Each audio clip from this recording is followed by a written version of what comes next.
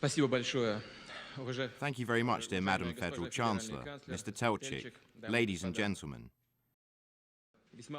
I am truly grateful to be invited to such a representative conference that has assembled politicians, military officials, entrepreneurs and experts from more than 40 nations. This conference's structure allows me to avoid excessive politeness and the need to speak in roundabout, pleasant but empty diplomatic terms.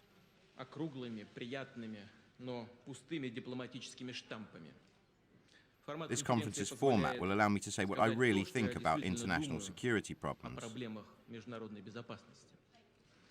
And if my comments seem unduly polemic, pointed or inexact to our colleagues, then I would ask you not to get angry with me. After all, this is only a conference, and I hope that after the first 2 or 3 minutes of my speech, Mr. Telchik will not turn on the red light over there.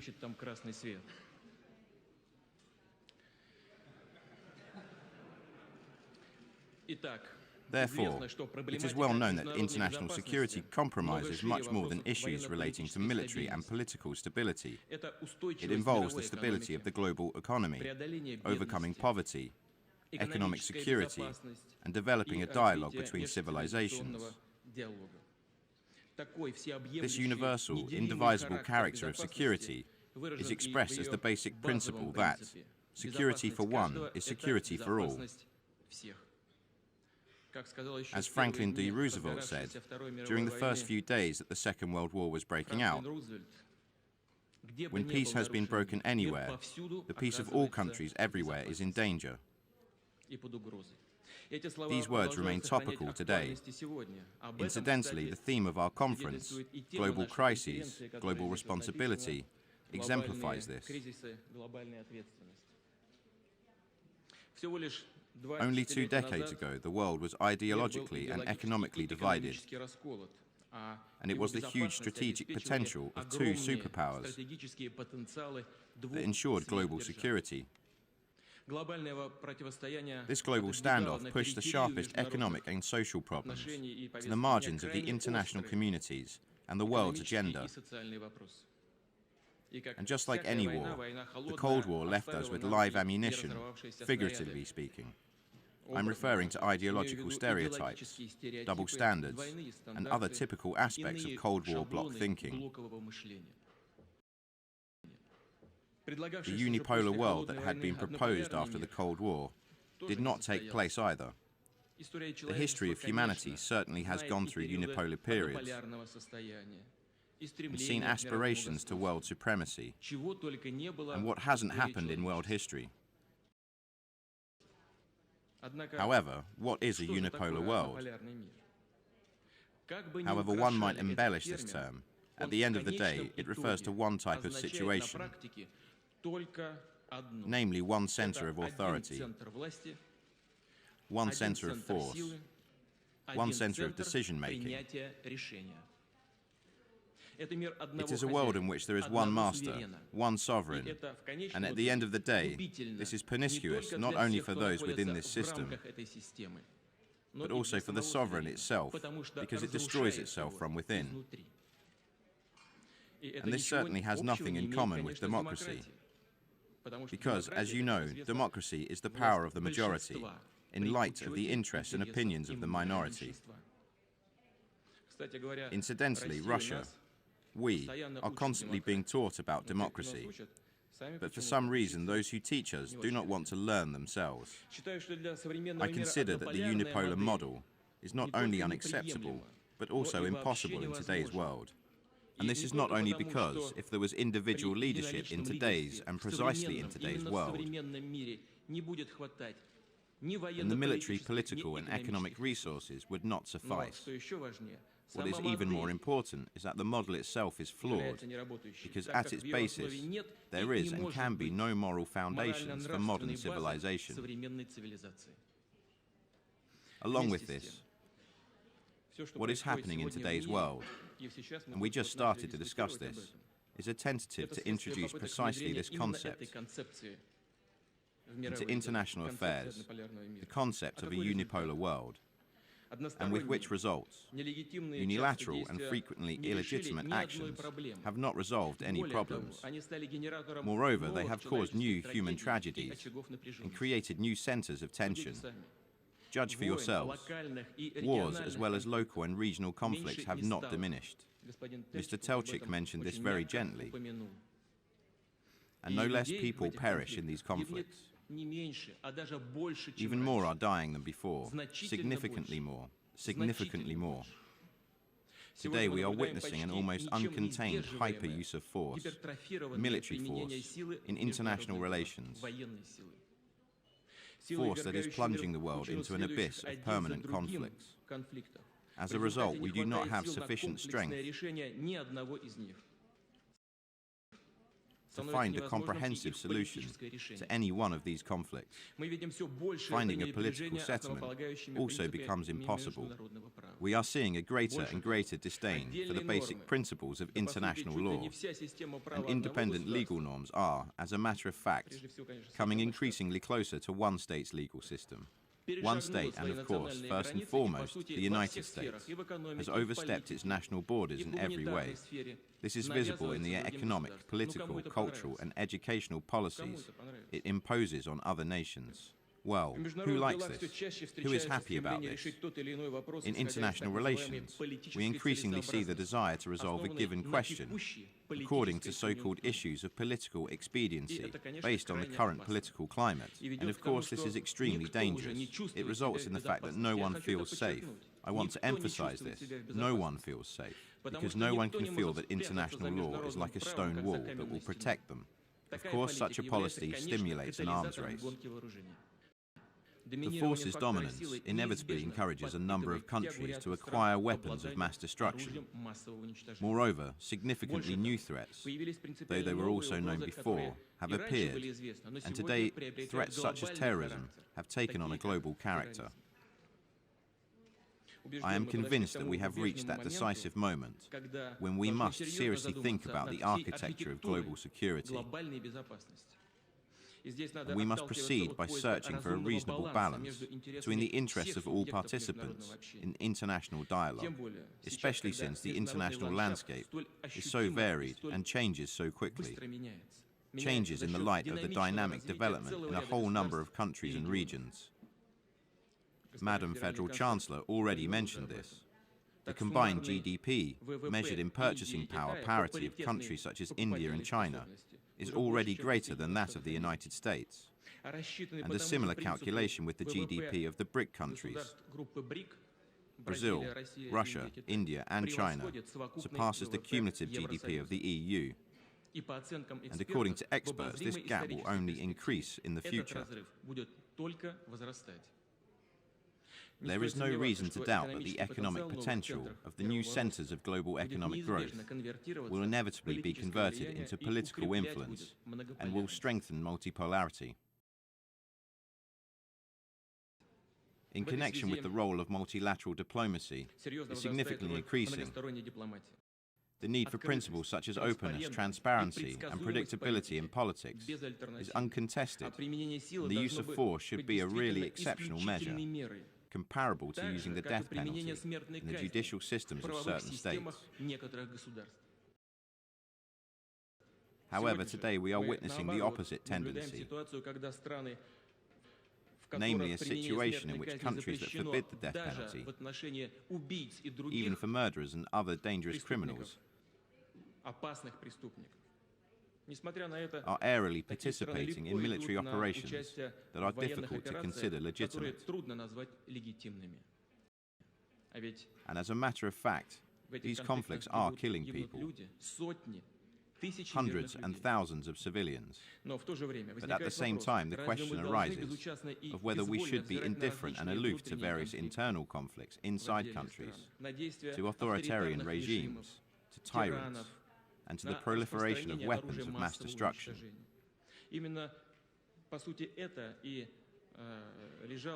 As a matter of fact, this was also at the center of the question that our dear colleague Mr. Lieberman asked the Federal Chancellor.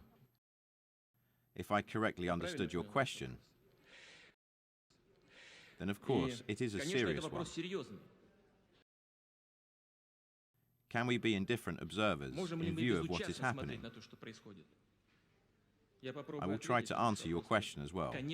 Of course not. But we do have the means to counter these threats.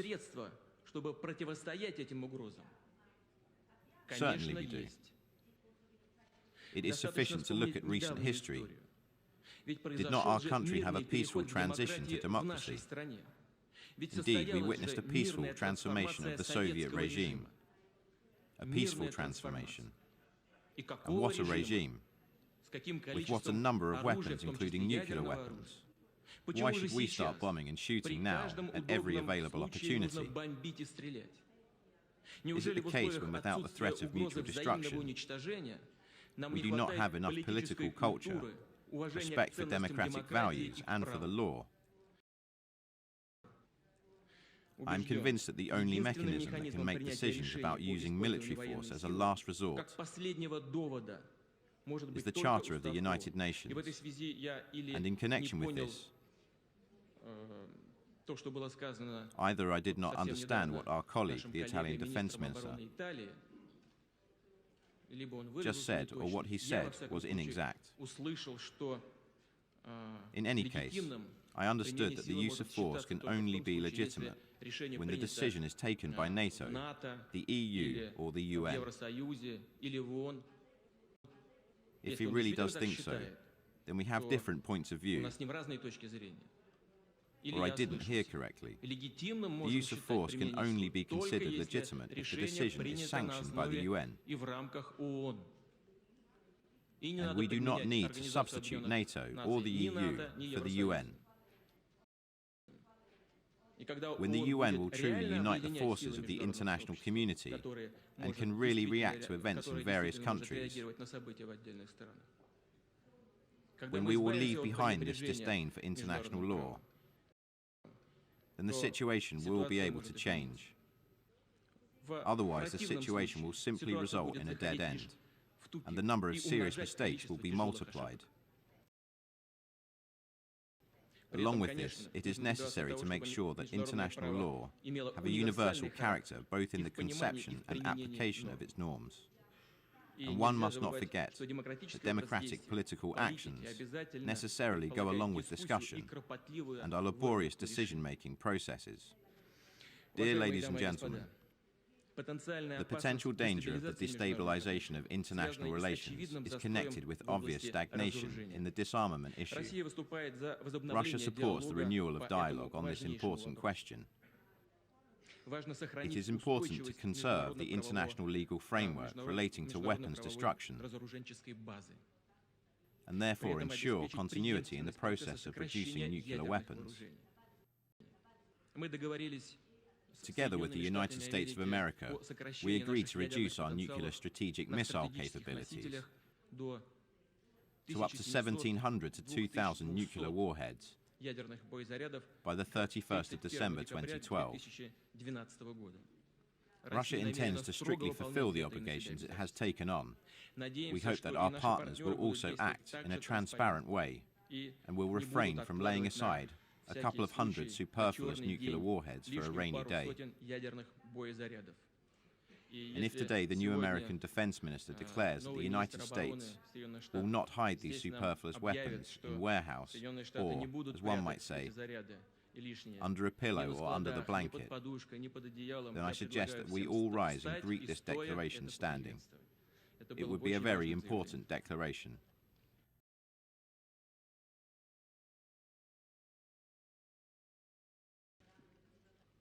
Russia strictly adheres to and intends to further adhere to the Treaty on the Non-Proliferation of Nuclear Weapons, as well as the multilateral supervision regime for missile technologies. The principles incorporated in these documents are universal ones. In connection with this, I would like to recall that in the 1980s, the USSR and the United States signed an agreement on destroying a whole range of small and medium-range missiles. But these documents do not have a universal character. Today, many other countries have these missiles, including the Democratic People's Republic of Korea, the Republic of Korea, India, Iran, Pakistan, and Israel. Many countries are working on these systems and plan to incorporate them as part of their weapons arsenals.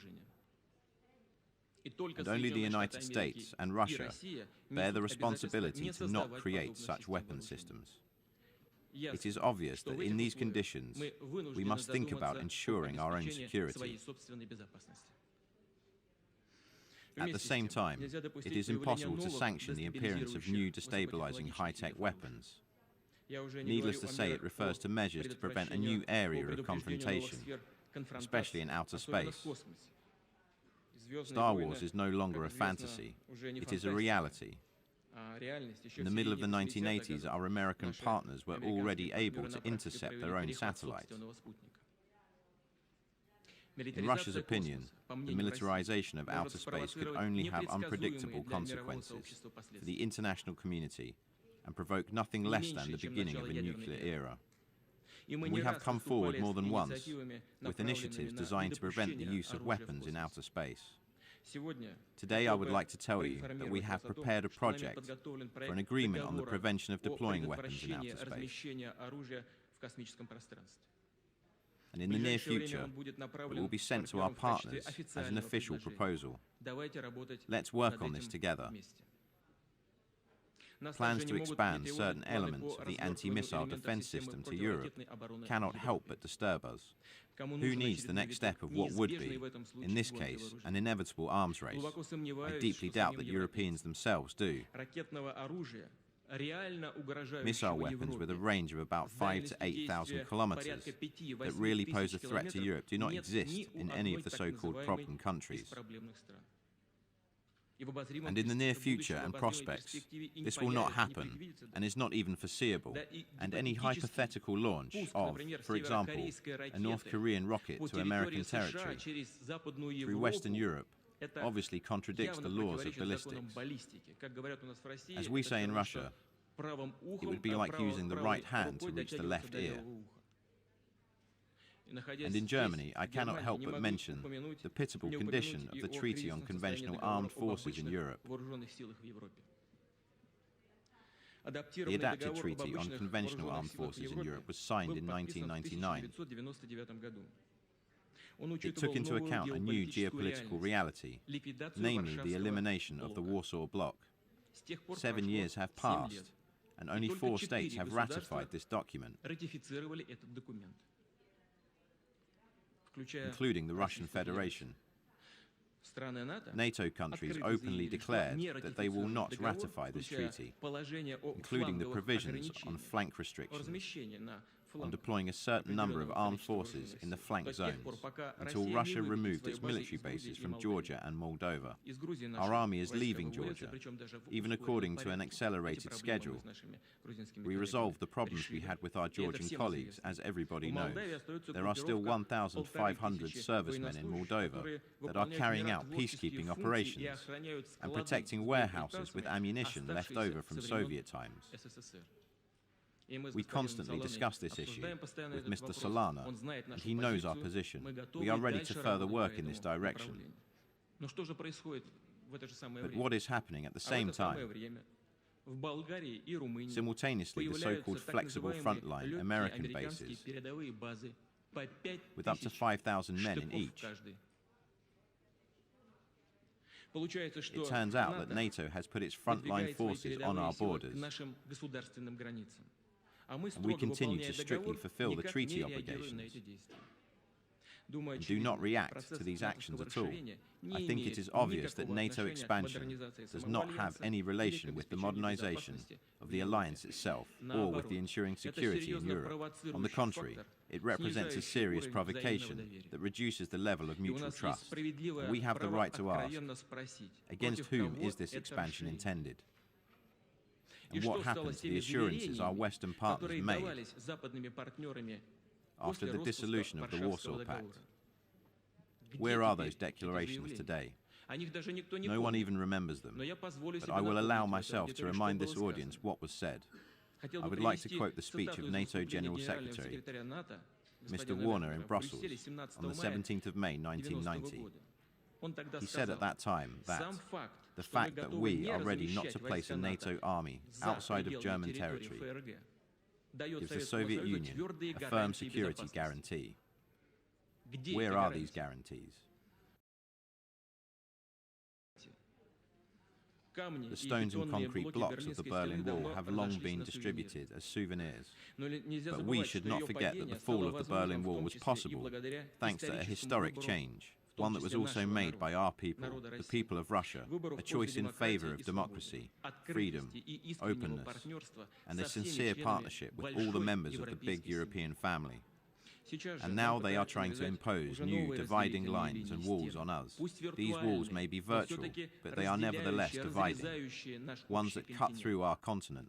And is it possible that we will once again require many years and decades, as well as several generations of politicians, to disassemble and dismantle these new walls?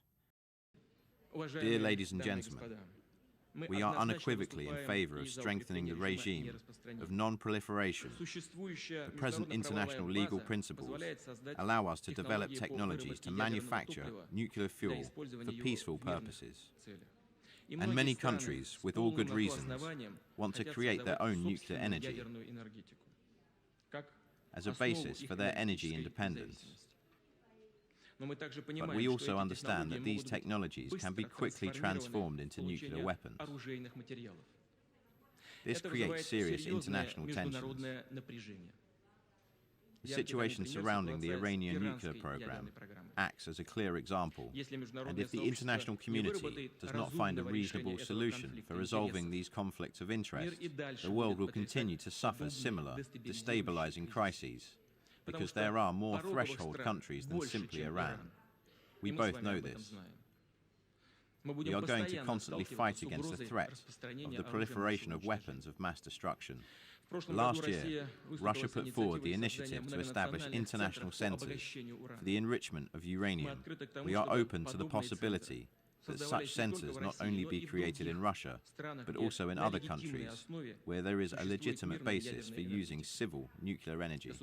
Countries that want to develop their nuclear energy could guarantee that they will receive fuel through direct participation in these centers, and the centers would, of course, operate under strict IAEA supervision. The latest initiatives put forward by American President George W. Bush are in conformity with the Russian proposals.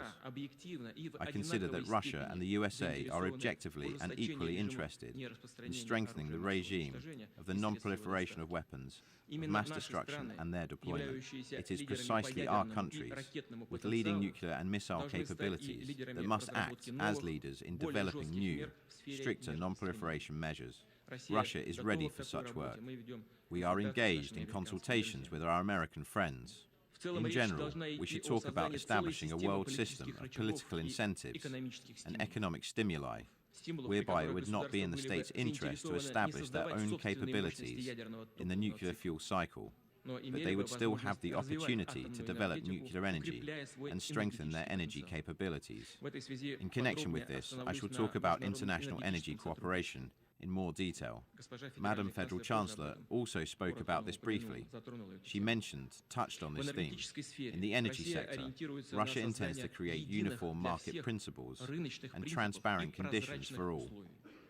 It is obvious that energy prices must be determined by the market instead of being the subject of political speculation, economic pressure or blackmail. We are open to cooperation.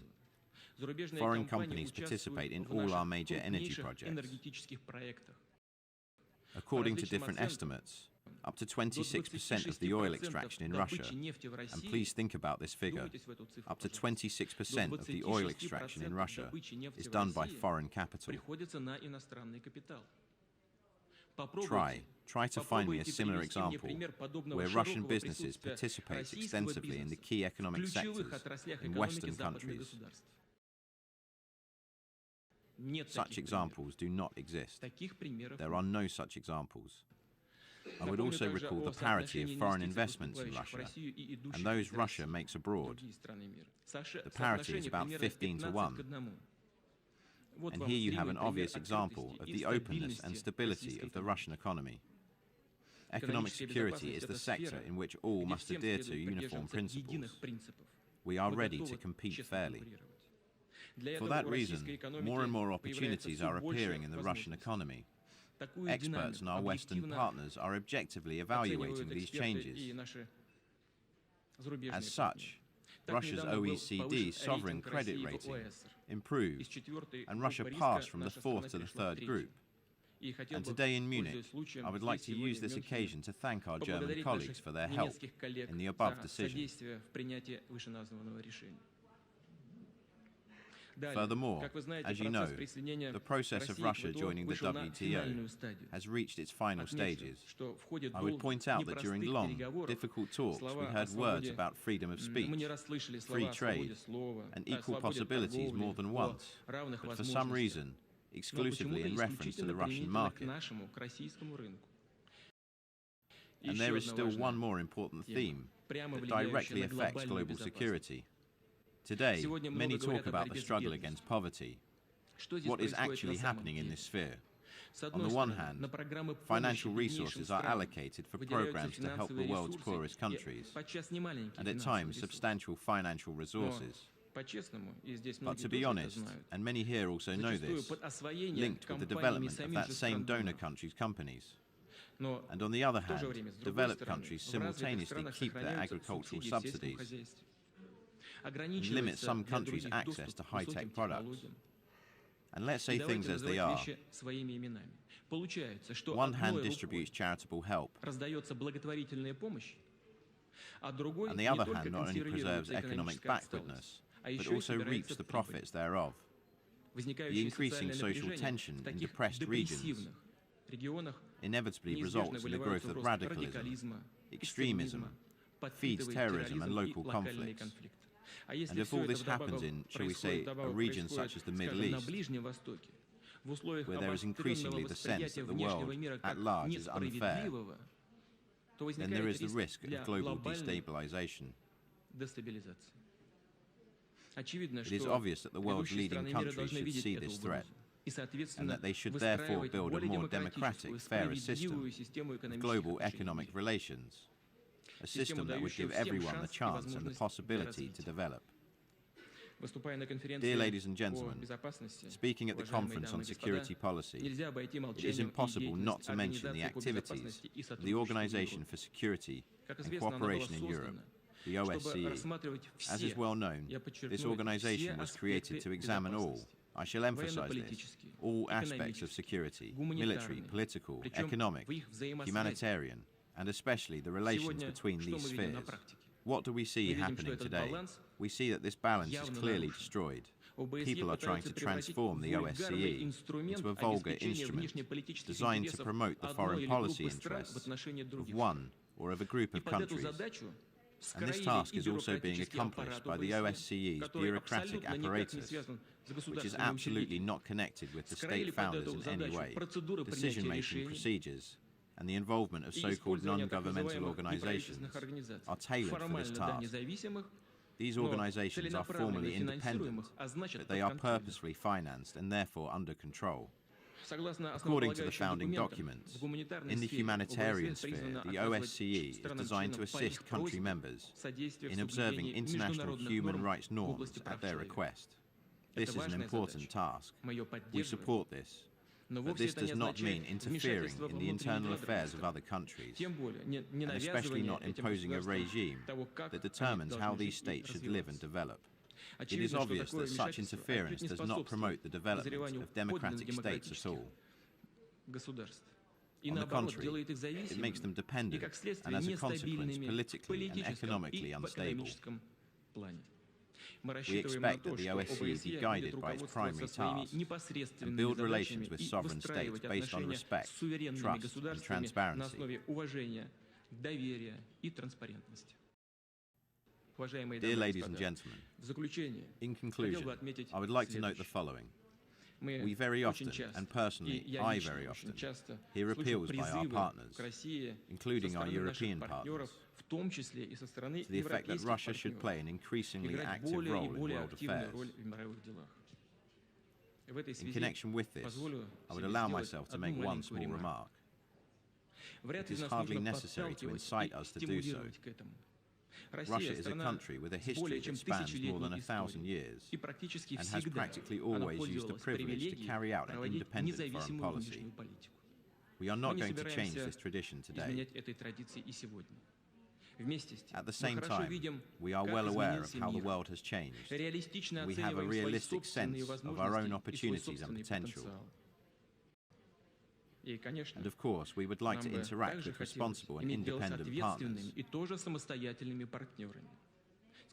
whom we could work together in constructing a fair and democratic world order that would ensure security and prosperity, not only for a select few, but for all. Thank you for your attention.